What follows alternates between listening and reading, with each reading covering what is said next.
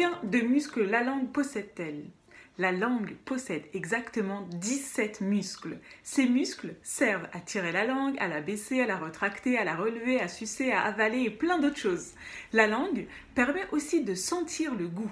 Mais contrairement à ce que l'on a longtemps cru, toutes les parties de la langue perçoivent l'ensemble des saveurs. Ce soir, au programme dans les lueurs du savoir, nous continuerons bien sûr avec le prochain épisode de la vie de notre prophète Mohammed sallallahu alayhi wa sallam. Ensuite, nous continuerons avec la vie de la reine Élisabeth II. Et ensuite, bien sûr, comme d'habitude, un verset et la citation.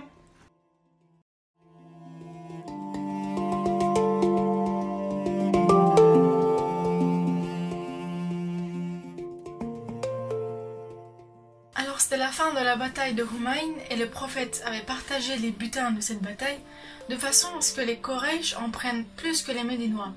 Mais ces derniers ne comprenaient pas car ils avaient tout sacrifié pour le prophète alors que les Quraysh l'avaient combattu pendant des années.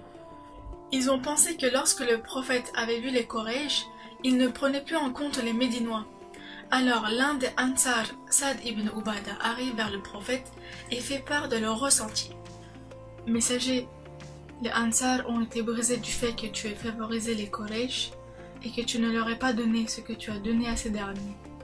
Le prophète, très attristé, lui demanda de réunir tous les Ansar pour leur montrer ce qu'Allah leur avait offert, comme la richesse, la paix, un guide, etc.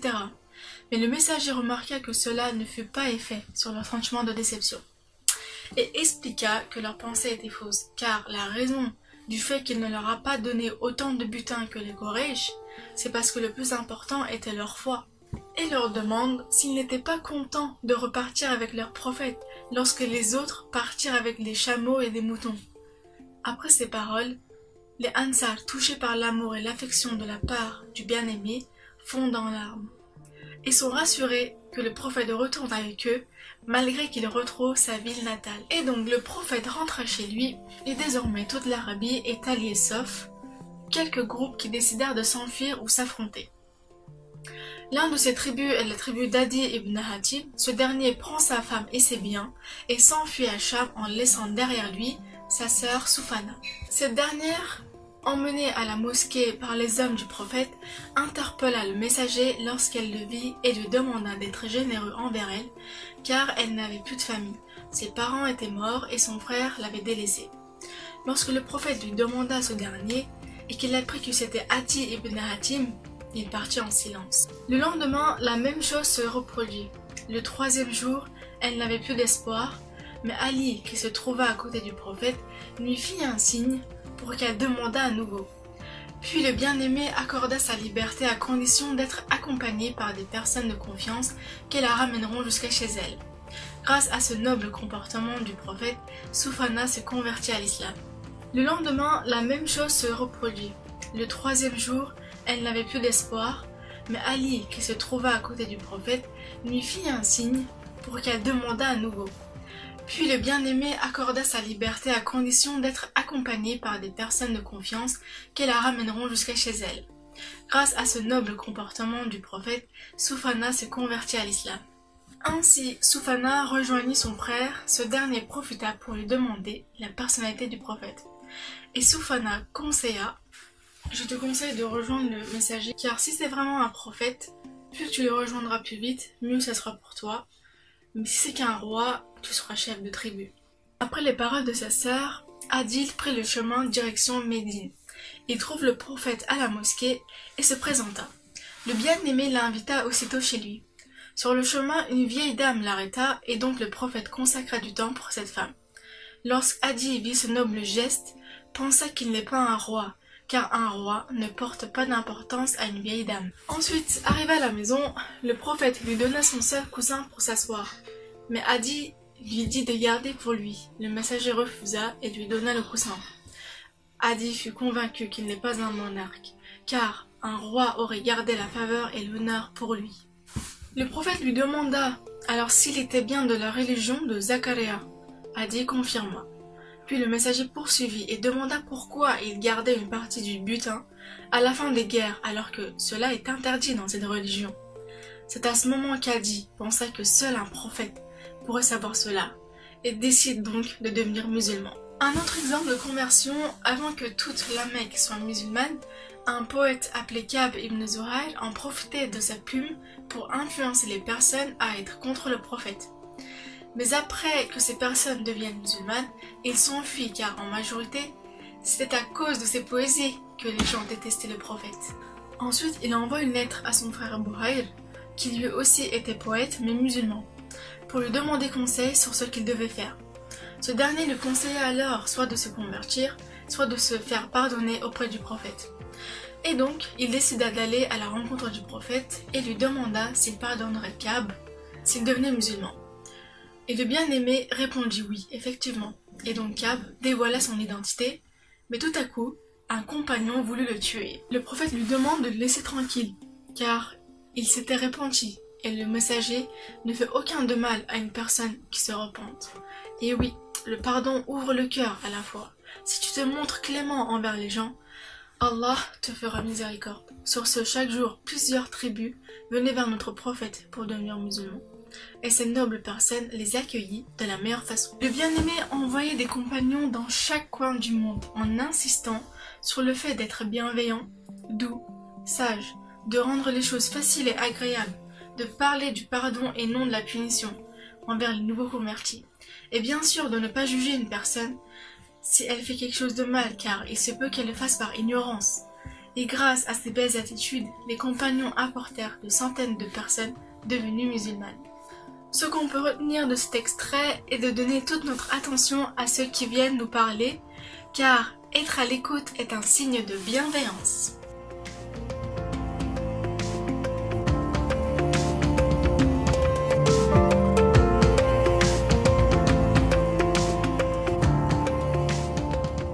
Aujourd'hui, c'est le verset 83 de la sourate Baqara, et dites le bien aux gens, que nous allons illustrer par l'histoire d'une jeune fille qui s'appelle Gul.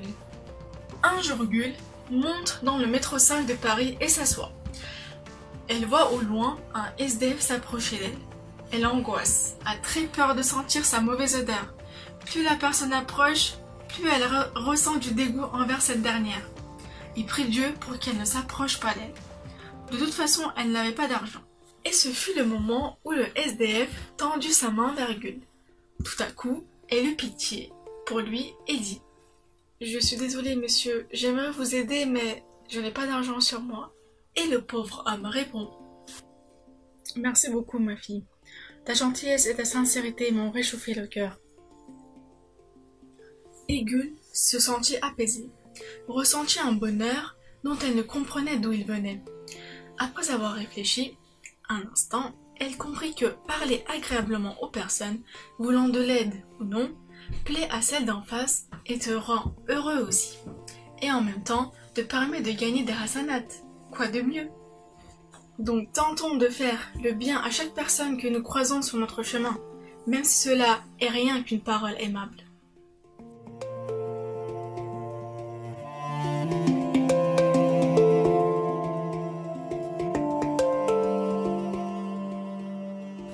Elisabeth II, de son nom complet, Elizabeth Alexandra Mary de la maison de Windsor, est née le 21 avril 1926 dans un quartier de Londres en Angleterre.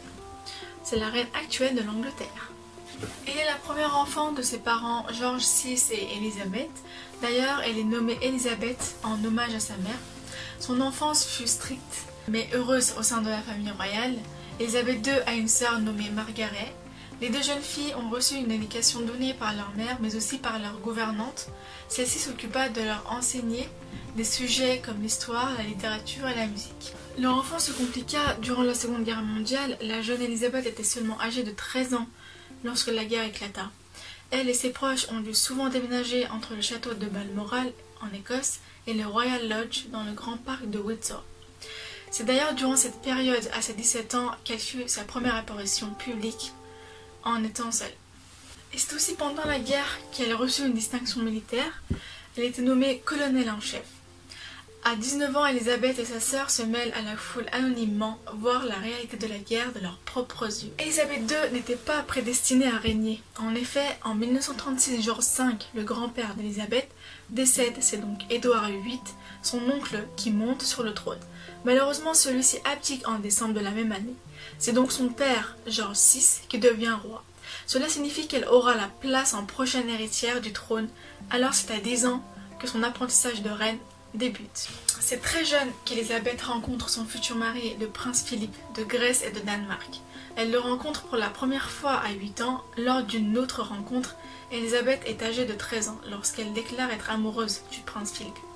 À partir de ce moment-là, ils décidèrent de s'échanger des lettres. Ils se fiancèrent en juillet 1947 lorsqu'elle avait 21 ans et se marièrent au mois de novembre de la même année. Ce mariage fut controversé car en effet le prince Philippe appartient à une branche mineure de la maison royale de Grèce. Il est étranger et il n'était pas forcément riche. En 1948, elle donne naissance au prince Charles et en 1950, c'est la princesse Anne qui naît. À 28 ans, la reine Elisabeth II effectue sa première tournée des pays du Commonwealth. À 34 ans, elle donne naissance à son troisième enfant, le prince Andrew. Et à 38 ans, c'est le prince Edward qui naît. Et à 51 ans, la reine Elisabeth II célèbre son jubilé d'argent, c'est-à-dire ses 25 ans de règne. Dans les années 1990, elle vit plusieurs complications au sein de sa famille. Le prince Andrew sépare de sa femme, la princesse Anne divorce de son mari, et sa belle-fille, la princesse Diana, décède. Mais en 2002, elle célèbre son jubilé d'or, c'est-à-dire ses 50 ans de règne, mais cette même année, sa sœur Margaret décède. En 2012, elle célèbre ses 60 ans de règne, appelé aussi jubilé de diamant. 4 jours de fête ont eu lieu pour cette occasion. Aujourd'hui, cela fait 68 ans qu'elle est sur le trône d'Angleterre. C'est le plus long règne du pays. Je déclare devant vous tous que toute ma vie, qu'elle soit longue ou courte, sera consacrée à votre service et au service de notre grande famille impériale, à laquelle nous appartenons tous, déclare-t-elle. On reconnaît bien ici la mentalité de la reine. Depuis le début de son règne, elle fait tout son possible pour le bien de son pays et celui du Commonwealth. Elle a réussi à devenir célèbre dans un pays où la figure royale a une très grande importance.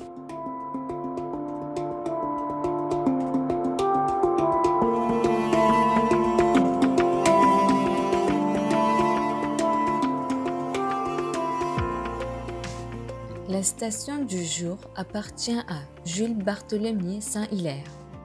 Jules Barthélemy Saint-Hilaire naît le 19 août 1805 à Paris et il est mort le 24 novembre 1895. Est un physiologue, journaliste et un homme d'État français. L'extrait du livre Mohammed et le Coran 1865, Jules Barthélemy Saint-Hilaire, édition Didier Essy, 1865, page 82. Mohammed a été le plus intelligent, le plus religieux, le plus clément des Arabes de son temps. Il n'a dû son empire qu'à sa supériorité. La religion prêchée par lui a été un immense bienfait pour les races qui l'ont adoptée. La dernière partie de l'extrait explique que la religion dont le prophète a enseigné a eu un énorme impact sur ceux qui ont adopté l'islam. À l'époque de l'ignorance, il suffisait que les compagnons entendent un verset du Coran pour que leur cœur remplisse de foi. Ils étaient prêts à tout sacrifier pour que la religion de paix s'étende dans tout l'univers. Les lueurs du savoir sont terminées pour ce soir, mais ne vous inquiétez pas, nous serons encore avec vous demain. Jusqu'à demain soir, je vais vous laisser réfléchir à la question que je vais bientôt vous poser. Est-ce que l'intelligence dépend de la taille du cerveau ?